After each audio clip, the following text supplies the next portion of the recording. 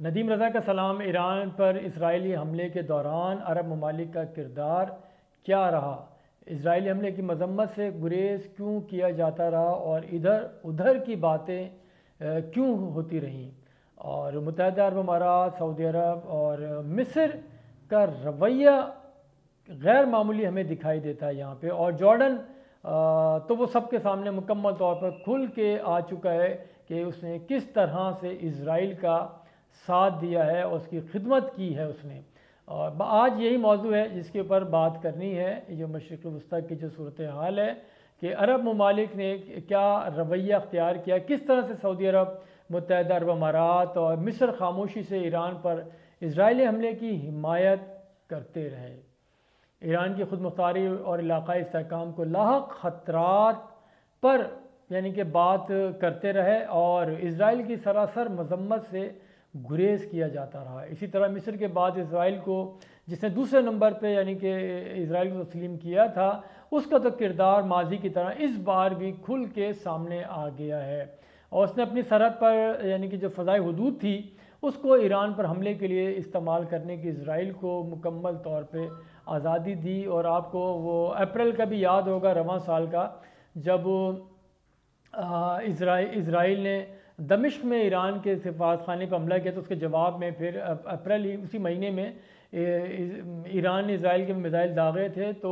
وہ جارڈن ہی ملک تھا جس نے اپنی فضائی حدود سے ایرانی ڈرون اور میزائل گرانے میں بھی کردار ادا کیا تھا۔ ویسے مشرق وسطیٰ وہ خطہ ہے کہ جہاں پہ شروع سے ہی بے چینی رہی ہے، کبھی بھی یہاں پہ اس طرح سے وہ ایک طرف کا جھکاؤ نہیں رہا، ہمیشہ جارح اور طاقتور لوگوں کا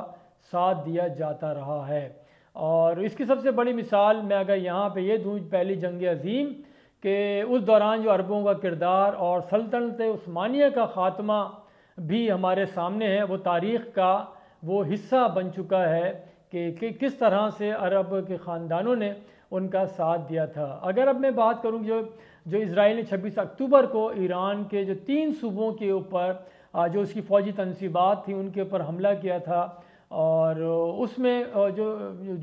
کہ عرب ممالک کا جو رویہ یا کردار یا رد عمل وہ اس طرح سے سامنے نہیں آیا کہ جیسے کہ اسلامی ممالک کے اوپر حملہ ہو رہا ہے اسرائیل کی جانب سے اور کوئی رد عمل انہوں نے نہیں دکھایا۔ وہ روایتی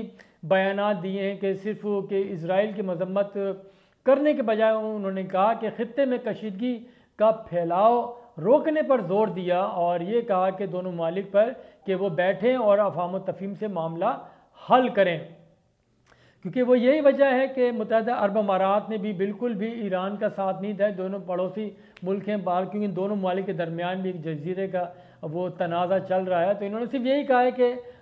خود مختاری کا احترام کیا جائے اور مذاکرات کے ذریعے اپنا معاملہ حل کیا جائے، اور جو بین الاقوامی قوانین ہیں اس کی پاسداری کی جائے، تصادم کے بجائے سفارتکاری کو ٹھیک طریقے سے آگے بڑھانے پر زور دیا۔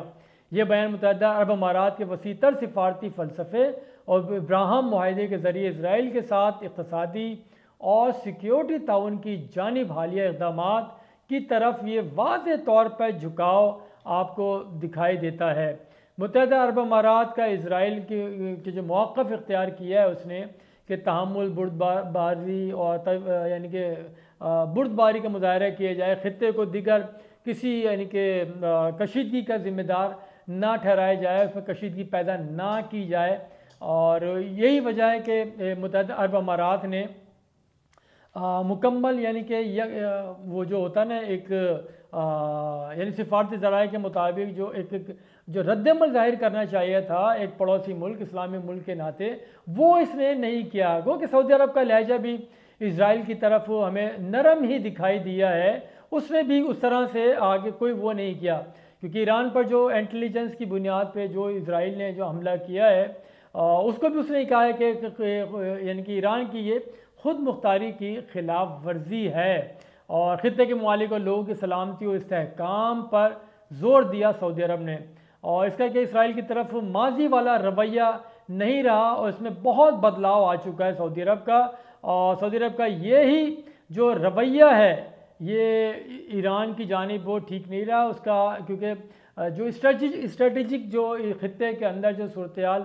تبدیلی آ چکی ہے اس میں یہ سعودی عرب کا جو رویہ ہے وہ ہمارے سامنے دکھائی دیتا ہے، اور یہی وجہ ہے کہ سعودی عرب کی جانب سے غزہ میں فلسطینیوں کی نسل کشی، اور پھر جو لبنان میں جو صورتحال ہمیں دکھائی دے رہی ہے وہاں پہ بھی اس نے کوئی لفظ استعمال نہیں کیا ان کی ہمدردی کے لیے، محض بہرحال کہ وہ سامان بھیج دیتے ہیں، امدادی کارروائیاں، لیکن انسانی جانوں کا رد یعنی کہ وہ آلٹرنیٹ وہ کسی طور پہ نہیں ہو سکتا۔ اب جب ایران کے اوپر حملہ کیا گیا تو اس دوران بھی سعودی عرب دیگر عرب ممالک کا جو رویہ ہے وہ بھی یعنی کہ اس طرح سے گونگلوں سے جیسے مٹی جھاڑ دیتے ہیں اس کے مترادف انہوں نے وہ کیا ہے، اور اس سے بڑھ کے بہرحال وہ کچھ بھی نہیں کر سکے، نہ ہی کر سکتے ہیں، لیکن بہرحال بیان تو دیا جا سکتا تھا۔ عرب ملکوں کا محتاط رد عمل اس نظریے کو ظاہر کرتا ہے کہ ہر حال میں خطے کے مسلمان عرب ممالک اسرائیل کے ساتھ ہی جڑے رہیں گے۔ اگر اب میں بات کروں کہ سفارت مصر کی جو سفارتکاری ہے اس کا رد عمل بھی سعودی عرب اور متحدہ عرب امارات کی طرح انتہائی نرم و ملائم اور شائستہ رہا ہے۔ مصر نے سنگین تصادم جو علاقائی اور بین الاقوامی سلامتی کے لیے خطرہ ہے اس سے خبردار کیا، اور متحدہ یعنی کہ جو کئی محاذ ہیں اس کو کہا ہے کہ فوری جنگ بندی پر زور کیا ہے کہ کئی محاذ مزید نہ کھولے جائیں۔ مصر نے انتہائی چالاکی کے ساتھ اسرائیل کی مذمت سے مکمل طور پر گریز کیا ہے، اور حقیقی مسئلہ جو ہے اس کے بجائے معاملے کو خطے کے استحکام سے جوڑ دیا ہے، اور ایران پر جو حملہ کیا اسے توجہ ہٹا کر مجموعی استحکام کی طرف اس کا رخ اس نے موڑ دیا ہے، کیونکہ یہ مصر ہی ہے جس نے شروع میں ہی اسرائیل کو تسلیم کر لیا تھا، اور اسی نے جو فلسطینیوں کی نسل کشی ہو رہی تھی، ان کے جو گرد گھیراؤ کیا گیا تو اس میں بھی اسرائیل کی مکمل طور پہ مدد کی تھی، اور جیسے جیسے وقت گزرتا جا رہا ہے اس کا یہ ماننا ہے کہ اس کی سرحد کے اوپر اور سرحد کے اندر وہاں پہ امن رہنا چاہیے، باقی سرحد کے پار کچھ بھی ہو جائے، فلسطینیوں کو قتل عام کر دے تو اس کو یعنی کوئی سروکار نہیں ہے، اور کیونکہ مصر نے جو محتاط بیان دیا ہے وہی اشارہ کر رہا ہے کہ وہ محفوظ رہے، باقی اور کوئی محفوظ نہ رہے۔ تو ایسا ہی کچھ ہم نے دیکھا ہے دیگر ممالک کی جانب سے۔ مصر اگر ہم دیکھیں آگے، اگر ہم دیکھ لیں دیگر ممالک کی طرف بھی دیکھیں تو ان کا بھی رویہ وہی ماضی والا رویہ رہا ہے کہ جس طرح سے ان لوگوں کو جو 67 میں وار ہوئی تھی، 48 بھی تھی، اور جو شکستیں ہوئی ہیں اس کے بعد یہ اسرائیل سے ٹکر لینے کا سوچ بھی نہیں سکتے۔ تو یہی ہے، وہ صرف اپنی سرحدوں کو ہی ہر صورت محفوظ رکھنا چاہتے ہیں۔ ویسے مشرق وسطیٰ میں جو تبدیلیاں آ رہی ہیں وہ ویسے ہی کہہ چکے ہیں کہ نیا مشرق وسطیٰ بنایا جائے گا، اور نیتنیاہو اس کا نقشہ بھی دے چکا ہے۔ ان تینوں ملکوں نے جس قدر اسرائیلی حملے پر بیانات دیے ہیں اور احتیاط سے کام لیا ہے، اس کا مطلب یہی ہے کہ وہ اسرائیل کو اور امریکہ کو کسی طور بھی چھوڑ نہیں سکتے، اور یہی ہے وہ ہے کہ تبدیلی ہے جس کے لیے عرصے سے کام ہو رہا تھا اس خطے کے اندر۔ ظاہری طور پر اسرائیل طویل یعنی کہ عرصے سے ان ممالک کے ساتھ جڑا ہوا ہے، اور بظاہر یہ ممالک جو ہیں وہ فلسطینیوں کے آزاد ریاست کے حق کا نعرہ لگاتے ہیں اور مسلمان اتحاد کی بات کرتے ہیں، وہ IC ہو یا عرب لیگ ہو، لیکن اس کے برخلاف جو زمینی حقائق ہیں، لیکن جو موجودہ صورتحال ہے اور اس کا بھی اس سے کوئی یعنی کہ دور پرے کا بھی تعلق ہمیں دکھائی نہیں دیتا۔ اس کی ترجیحات اور ان کے جو ان ممالک کی ترجیحات اور ان کا یعنی کہ علاقے میں اثر و رسوخ ہے اس کو بڑھانے کے لیے وہ کسی حد تک بھی جا سکتے ہیں، اسی لیے وہ اسرائیل کے ساتھ ہمیں دکھائی دے رہے ہیں۔ آپ کو یہاں بھی یہ بتا دوں کہ 1 اکتوبر کو اسرائیل پر حملے سے پہلے ایران نے بھرپور سفارتکاری کی تھی، اور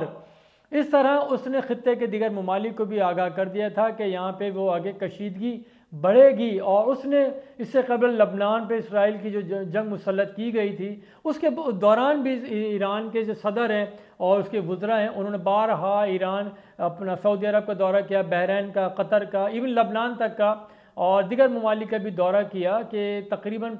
تمام ہی عرب ممالک کی قیادت سے انہوں نے مذاکرات کیے، بات چیت کی کہ کسی طرح سے بھی جنگ کو ٹالا جائے، لیکن اس کا کوئی فائدہ دکھائی نہیں دیا، کیونکہ تمام ممالک کا جھکاؤ ہم دیکھ رہے ہیں، کیونکہ اسرائیل کے ساتھ تعلقات استوار کرنے ہی پہ ان تمام ممالک نے فوکس کیا ہوا ہے،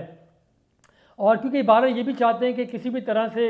ادارے میں یعنی کہ یہاں پہ اجارہ داری قائم ہو سکے، اپنی بقا اور سلامتی ان کو وہ صرف اور صرف وہی عزیز ہے۔ اور اب ہم دیکھیں کہ وہ کیا چاہتے ہیں، کس قسم کی جارداری چاہتے ہیں اس کے اندر، تو اب وہاں پہ بہرحال سوال تو پھر یہ پیدا ہوگا کہ سعودی عرب، متحدہ عرب امارات اور یہ مصر اور یہ کیوں خاموش بیٹھے ہیں، اور جس طرح سے مصر ہے وہ بھی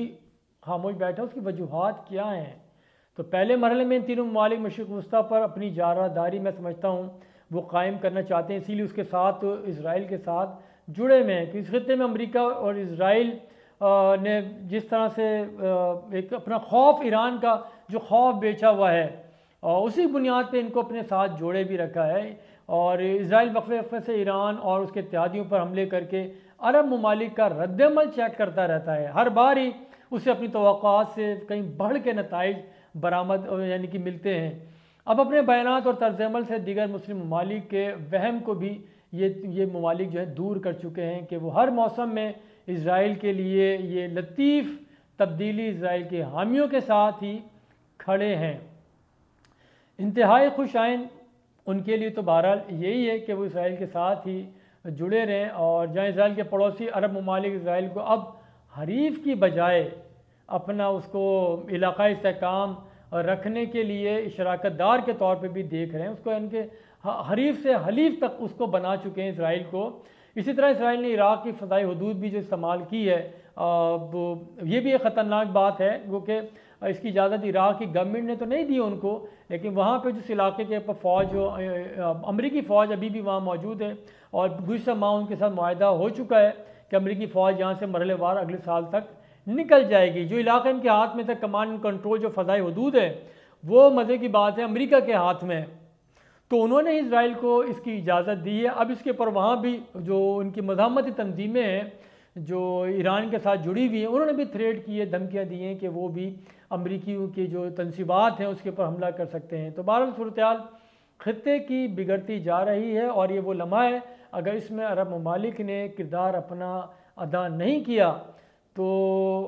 ان کے بھی ہاتھ کچھ نہیں آئے گا، جیسے پہلے سلطنت عثمانیہ کو ڈبو دیا، اور اب اگر دیگر کسی اور مسلم ممالک کے خلاف اس طرح کی سنگین کارروائیاں ہوں گی تو پھر بچے گا میرے خیال میں کوئی بھی نہیں۔ بہت شکریہ، خدا حافظ۔